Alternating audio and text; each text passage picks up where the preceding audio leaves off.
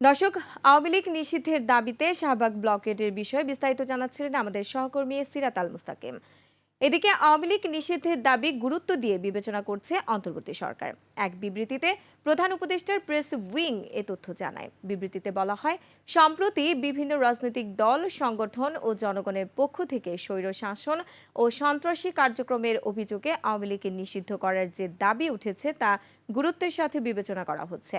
এ ব্যাপারে রাজনৈতিক দলগুলোর সাথে এরই মধ্যে যোগাযোগ স্থাপন করেছে অন্তর্বর্তী সরকার। তাদের সাথে আলোচনা করে দ্রুত সিদ্ধান্ত গ্রহণ করা হবে।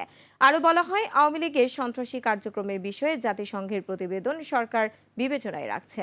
সাবেক রাষ্ট্রপতি আব্দুল হামিদের দেশত্যাগ নিয়েও বিভিন্ন মহলে উঠেছে সমালোচনা।